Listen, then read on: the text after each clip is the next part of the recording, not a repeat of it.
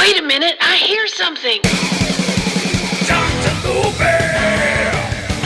Dr. Movie! Blueberry News! Dr. Movie! Dr. Movie! Yeah!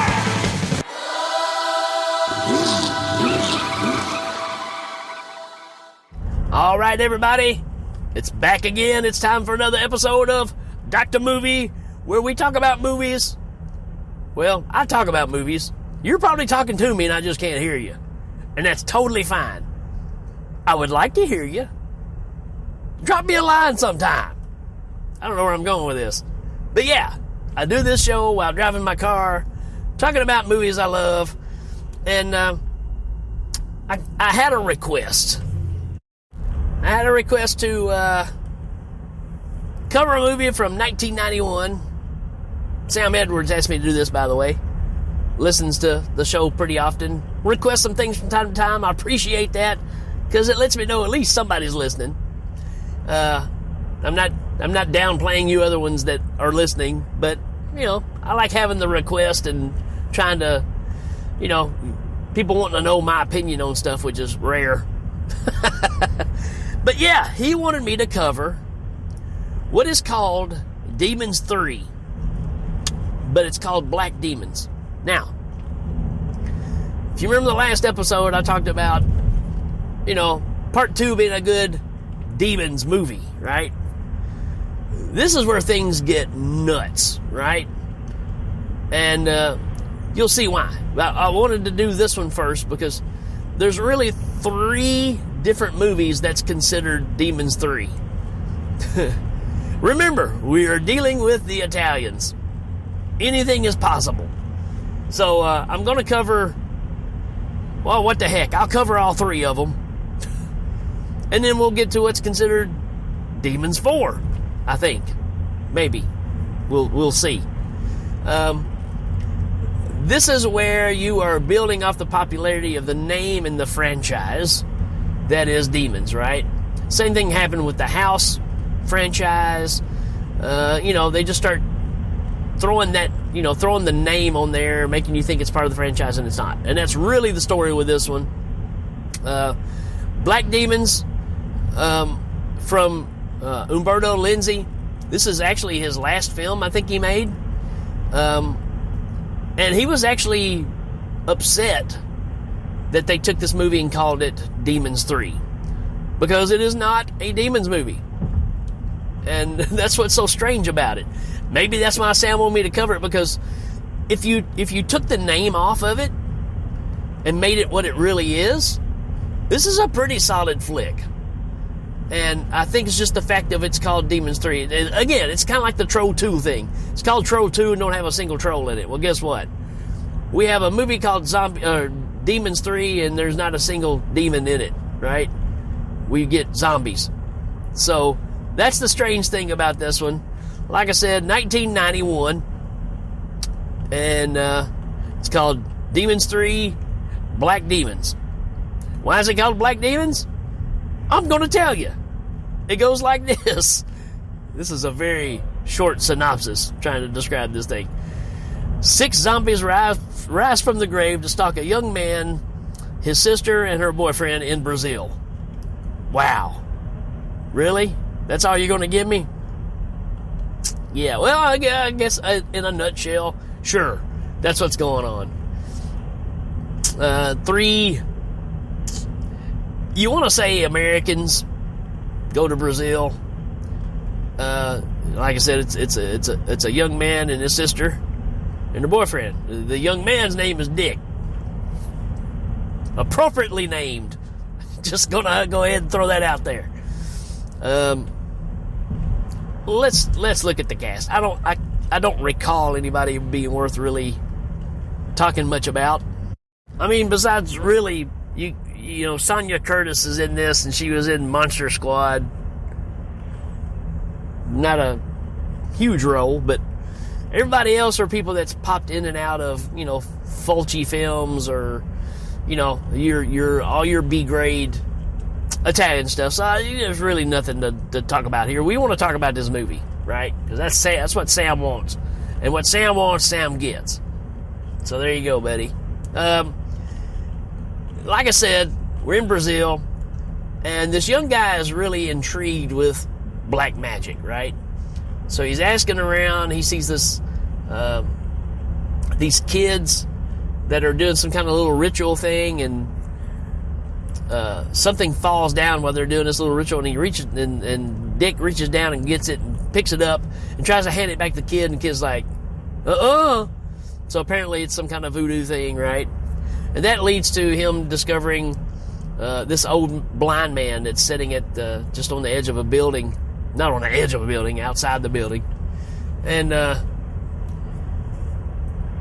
he goes to try to talk to him, and he sees a necklace this guy's wearing, and it's... Oh, sorry, I hit my microphone there. He sees this necklace that he's wearing, and it's supposed to be some kind of sign of black magic, apparently. He's trying to talk to him. It's not going very well. And then this lady shows up and starts, like, talking for the blind guy. Even though the guy's blind, not necessarily deaf and dumb. So, again, it's one of those things you're like, why is he not talking? So this lady, anywhere, says, hey, you're interested in this. Meet me at so-and-so, and we'll make this happen, right? So they load him up in a vehicle. They blindfold him because they don't want him to know where they're taking him, because it's a sacred place. And he goes there, and boy, they're putting it on, man. I mean, they're dancing, they're cutting open chickens, they're drinking the blood, they're partying, playing the music. And, Dick decides, hey, this is a perfect opportunity for me to test out my Walkman with the recording feature. Now, so yeah, we get this ritual going on. This is 1991, folks. He could have had a video camera at this point, but I guess, hey, let me use this Walkman that I'm not even sure if they even had a recording feature on them. Maybe I'm wrong. I know the ones that I had didn't, but mine were a little older. Maybe in 91 they did. But he records the music of this, shindig that's going on, and he's fascinated by it. And then it just kind of passes off, and they end up taking the necklace off the old blind guy and putting it on Dick.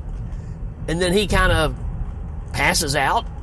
And when he wakes up, he's back in his apartment, and his sister and her boyfriend are like, wake up, we gotta go, it's time to go, yada yada. And he doesn't really care about being around them at all for some reason. And so they go about their way. They got some expedition they're going to do. Vehicle problems, they're starting to have some issues with the distributors messed up. And they run into this couple that live in this, villa or whatever. They got this huge place all themselves, except for a woman named Maria that lives there. And you know how this goes. You got to have the housekeeper that's one of the locals that also dabbles in black magic, right? I mean, you just have to in these movies. And so yeah, she freaks out because I think she sees Dick's necklace and she knows that there's something going on here. Make a long story short, they're all kind of getting along. You're getting introduced to this new couple that they ran into that staying at this place. And in the middle of the night, Dick gets up and just decides to wander out into a graveyard.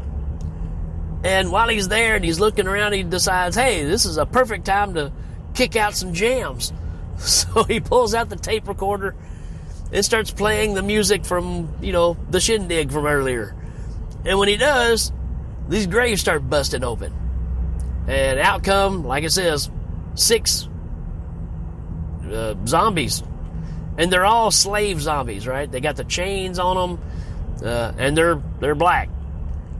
So apparently this is supposed to be going back to, it's kind of like digging into the whole colonization thing, right? But these zombies come up out of the graves. Like I said, they've got their chains and stuff on. I don't know if it's just a standard in Brazil that when you have slave zombies to come back from the dead that they just automatically get issued a weapon. that's the other thing that's odd about this. This movie is more like Sugar Hill than a Demons movie or even a zombie movie. If you haven't seen Sugar Hill, do yourself a favor. I probably need to cover that on here. I did it on Rad Movie Rama. I need to dig that and back up. That movie's awesome, y'all. And it's as 70s as it gets. But it's kind of the same idea. These slaves come back and become these evil entities to get revenge, right? And that's what we got going on here. And but they just like, you don't see them going and getting the weapons. It's just like, I don't know, you know, when you come back, you're issued the hook because you look like Candyman, and you get an axe, and one of you gets a flat build shovel because you're just not, you know, maniacal enough. You just get a shovel. So I don't know, you know, weird selection. And just like any other zombie flick, except these, I guess they have the power to just kind of show up from here to there. That one I still haven't figured out yet. But the thing is being that they got these shackles on, they're pretty easy to hear, right? It wouldn't be hard to get away from them, even though they really struggle to get away from them. And their way of revenge, the story is because there's 6 of them, they have to kill 6 white people in order to get their revenge. So down with Whitey, right? That's where we're going with this. And that's fine.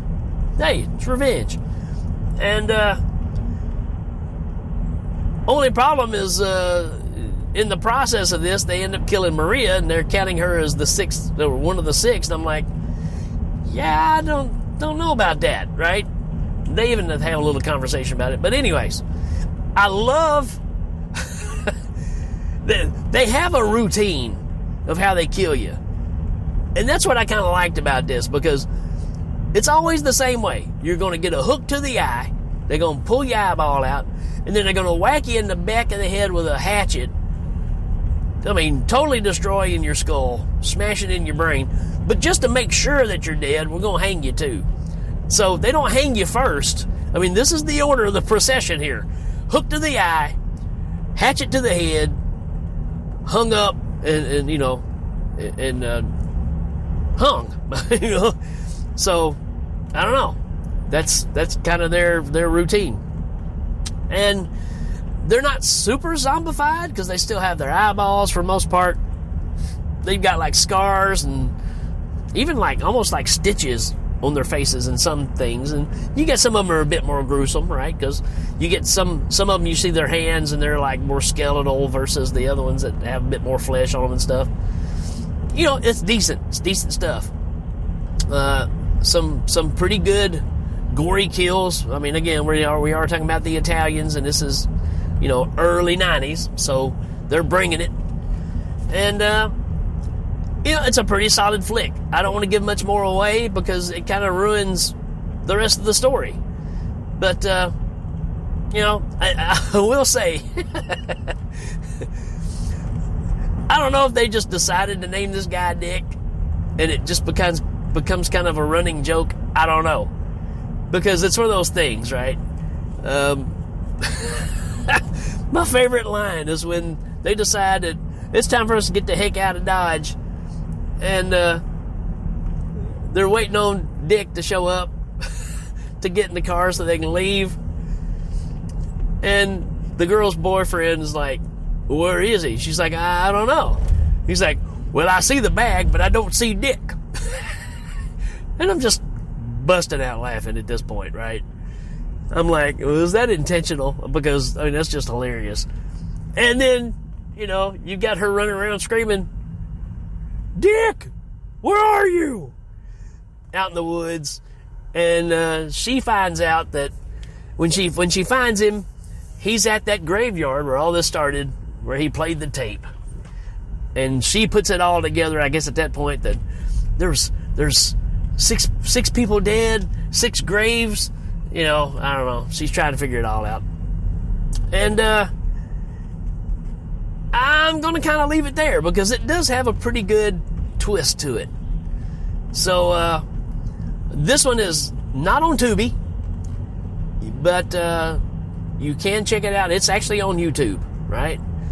Now, when you look it up, make sure you put in, I would put in Black Demons, and but that's going to get you to what you're wanting to look at. Because if you put in Demons 3, you're going to see a bunch of different stuff. So, and we'll talk about that in a little bit. So there you go, folks. That's my opinion of Demons 3. Black Demons, I'm going to give this a 3 out of 5. Like I said, it gives me the Sugar Hill vibes, which I'd rather watch. But this one isn't bad. For a Lenzi flick, it's pretty dang good, actually. So, there you go. Sam, hope you enjoyed that one. Again, like always, if you have ideas or, requests for movies to be covered, send them to me. I'll be glad to do it. Send them to me. Sorry. It made me think of Miami Connection. I'm sorry. You don't frighten me at all. At all. Oh, that one's gold, people. That one's gold. All right, folks, that's it for this episode. We will check you later.